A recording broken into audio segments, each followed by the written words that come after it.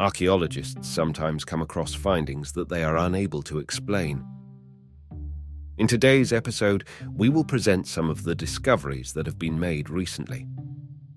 Enjoy watching. German tomb. In the far north of Germany, archaeologists have unearthed enigmatic and mysterious sites that have so far been considered ordinary and forgotten by everyone.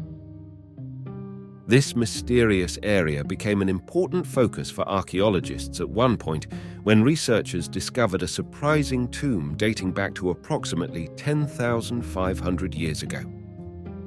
It was situated in the early days of the Mesolithic era. This site was once home to a lake named Loft, located on a glacier called Oregon.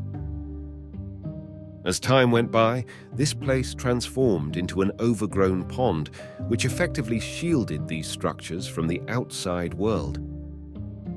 The discovery of this unique tomb was made in 1923. This was the first evidence of the existence of ancient settlements in this swampy area. Since then, numerous ancient artifacts, ranging from tools to building remains, have been found there. All of this bears testament to the lives of ancient hunters and gatherers who lived here many thousands of years ago. Simultaneously, the archaeologists unearthed the oldest tomb ever discovered on German territory. The remains of a person who had been cremated were also luckily found at this site. This was a form of burial that involved the burning of the body. The individual who was buried there was likely a hunter or gatherer who lived approximately 10,500 years ago. The archaeologists discovered fragments of the body completely burned and some parts reduced to charcoal. The tomb was fully excavated and prepared for detailed laboratory analysis. Graves like this one are very rare in this region. Who knows what further research in this unique place will reveal? It's possible that we'll soon learn more details about the community that lived there many years ago.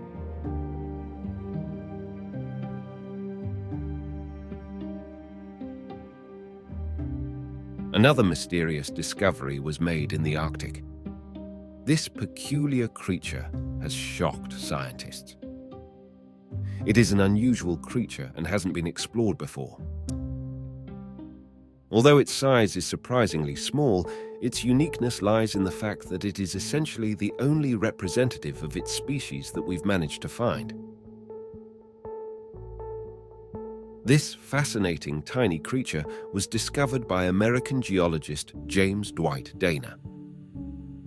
The researcher was so amazed by his discovery that he named it Monstrilla, which suggests monstrous size.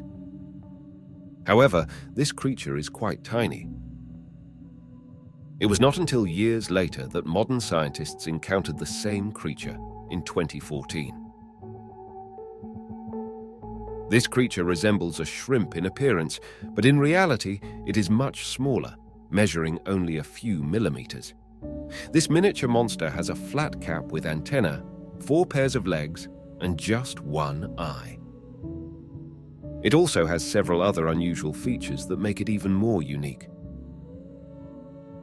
But what is truly amazing about this specimen is that this microcyclops was discovered not as a larva, but as a fully grown creature. Despite its small size, this creature holds significant importance for our planet's ecosystem. It serves as living proof that the eternal Arctic ice conceals thousands of secrets, and this entire icy desert acts like a giant freezer, preserving thousands of such specimens in pristine condition.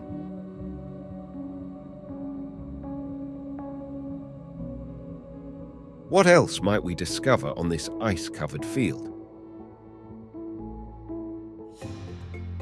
The first banknotes. In the times of the ancient Phoenicians, trade was much more complicated than it is today. To facilitate the exchange of goods, coins were introduced as a universal medium of payment. coins were quite heavy, and their transport required the aid of slaves using specialized tools. That's when the Chinese came up with a revolutionary idea.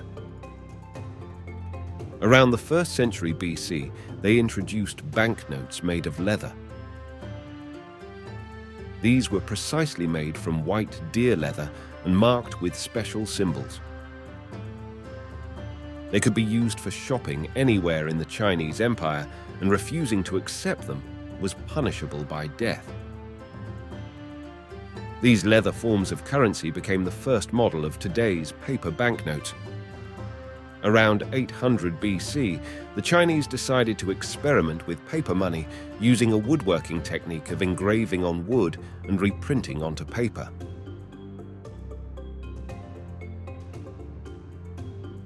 These flying money, as they were called, were not initially taken seriously. After all, such a paper banknote could easily blow away. At first, these forms of paper money served as guarantees for debt obligations, but over time, they became a full-fledged means of payment. Paper money greatly simplified trade. Merchants no longer had to carry heavy coins with them, and metal could be used for other purposes. These flying money notes resembled checks and were used for large transactions. Within several decades, paper money evolved into a full-fledged means of payment, becoming what we today call banknotes. Europe at that time was still in the Middle Ages, but the innovative idea from China spread all over the world. In this way, in 1601, Sweden became the first European country to print and introduce banknotes. This marked the beginning of the history of paper money that we know and use today.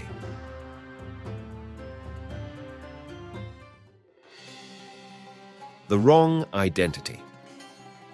Have you ever wondered whom the huge sculptures of ancient Egypt represent?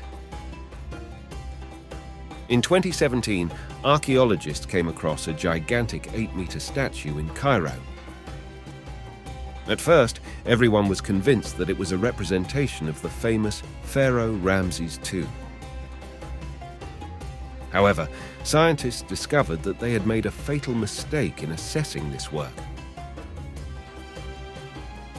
This impressive statue was unearthed in ancient Heliopolis, now a district of Cairo. Archaeologists had been trying to locate parts of the statue for a long time. Initially, the 3,000-year-old sculpture was attributed to Ramses II, but scientists discovered that it was not him at all. The statue represents Psammetichus from Wud, the first pharaoh of the 26th dynasty. Scientists revealed these secrets thanks to the inscription Neferibra on the statue.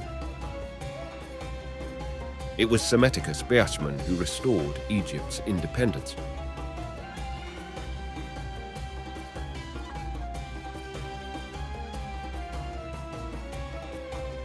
The village from 150,000 years ago.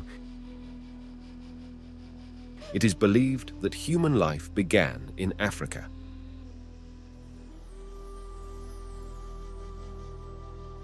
Recent archaeological discoveries in Western Africa have the potential to shed new light on this topic. The remains of the statue are considered one of the oldest made by Homo sapiens. These tools were used by people as far back as 140,000 years ago. This was much earlier than in other areas. The stone tools were used for as long as 30,000 to 60,000 years ago. Why didn't people in Western Africa change their technology for so long?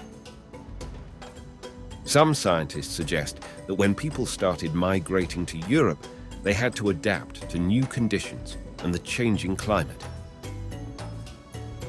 Perhaps this influenced their technology and development.